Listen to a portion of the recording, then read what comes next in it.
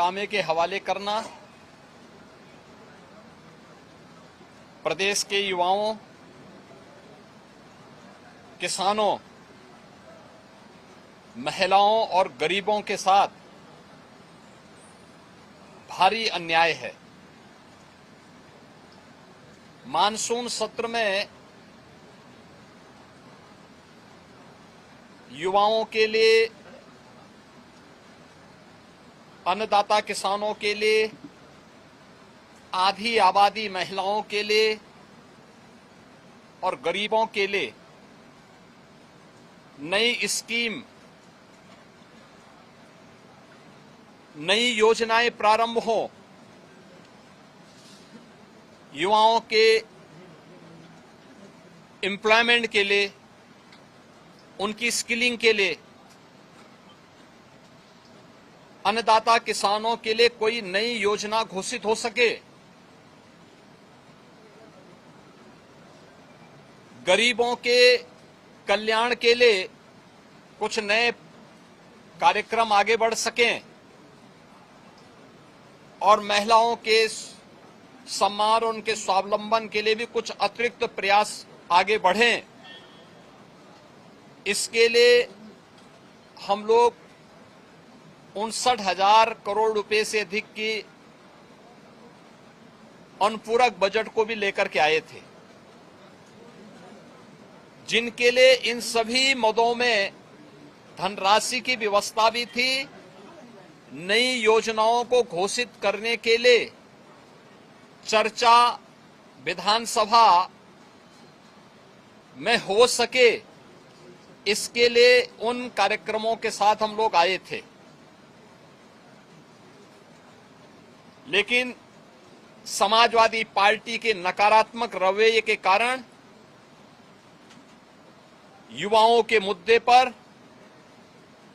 अन्नदाता किसानों के मुद्दे पर, महिलाओं के स्वावलंबन के मुद्दे पर या गरीबों के लिए बनने वाली वेलफेयर की अन्य स्कीमों के मुद्दे पर सदन में समाजवादी पार्टी ने कोई चर्चा नहीं होने दी। इनका ये आचरण असंवैधानिक भी है, युवा विरोधी है,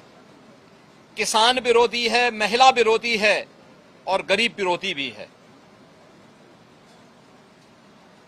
59,000 करोड़ रुपए से अधिक का अनुपूरक बजट इन नई मांगों के साथ साथ प्रदेश के इंफ्रास्ट्रक्चर की स्ट्रेंथनिंग के लिए, एक्सप्रेस वे के नेटवर्क को और बेहतर बनाने के लिए जो माननीय जनप्रतिनिधियों ने डिमांड की थी, उसके लिए भी धनराशि का प्रावधान किया है। हमने प्रदेश के अंदर उस तबके के लिए जो अब तक प्रदेश के विकास में मजबूती के साथ लगकर के काम कर रहा था, आंगनवाड़ी, आशा वर्कर, रसोइया, ग्राम चौकीदार,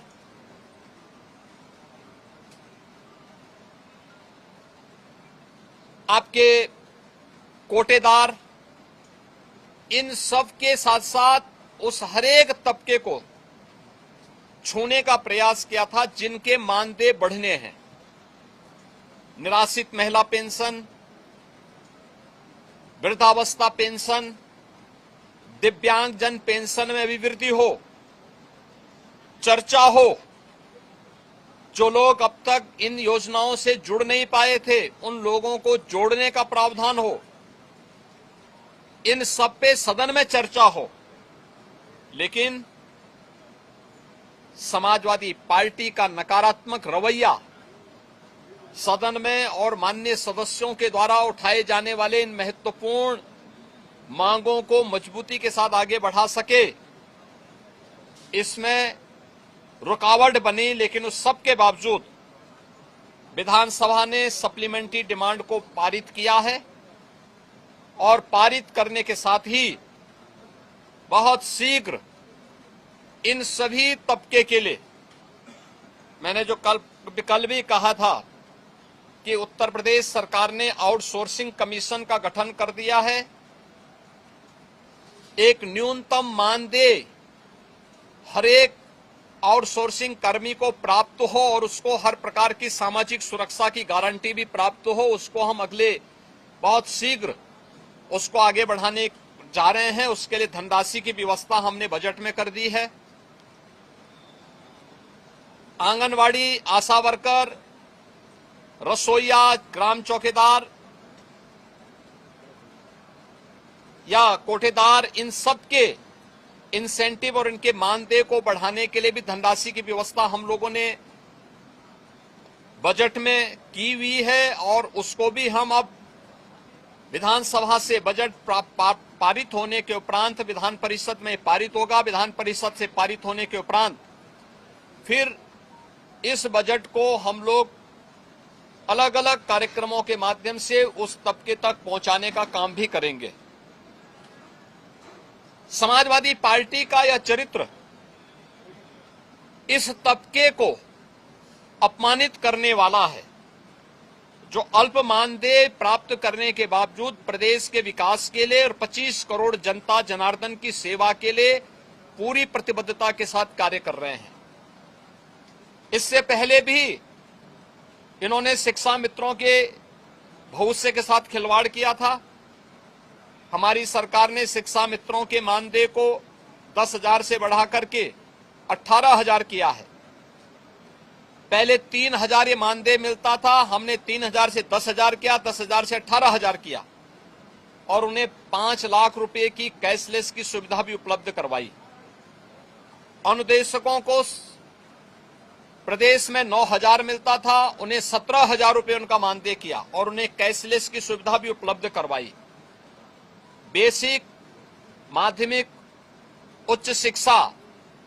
से जुड़े हुए जितने भी शिक्षक हैं, इनके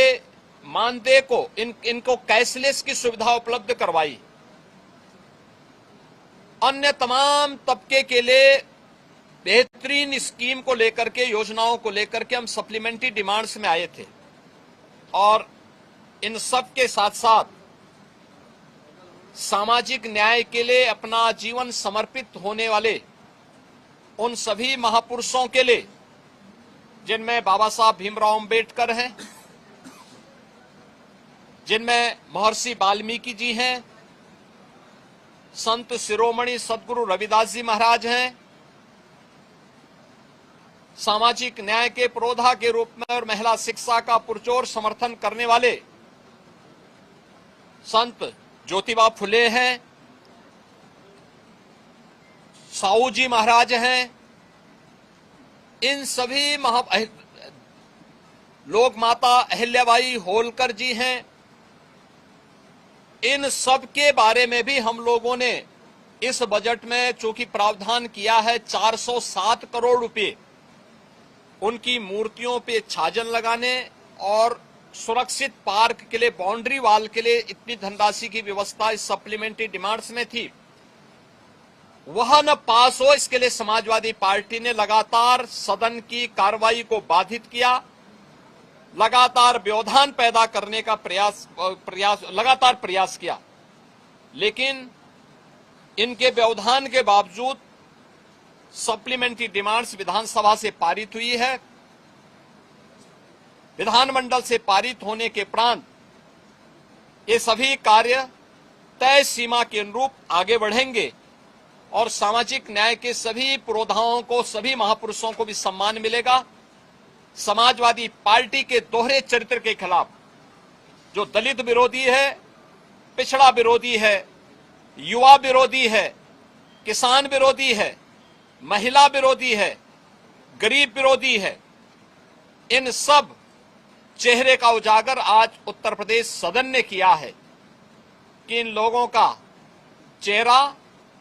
और लोकतांत्रिक और संवैधानिक और इस पूरे तबके के साथ अन्याय करने वाला रहा है, अनर्थ करने वाला रहा है। समाजवादी पार्टी के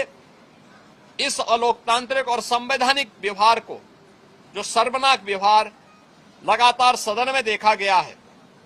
हम इसकी निंदा करते हैं और प्रदेशवासियों को इस बात के लिए आश्वस्त करते हैं कि डबल इंजन की एनडीए सरकार ने पिछले 9-9.25 वर्ष के अंदर जिस प्रतिबद्धता के साथ समाज के प्रत्येक तबके के हितों के लिए कार्य किया है, उसी प्रतिबद्धता के साथ यह अभियान बिना रुके, बिना डिगे, बिना थके आगे बढ़ेगा। बहुत बहुत धन्यवाद।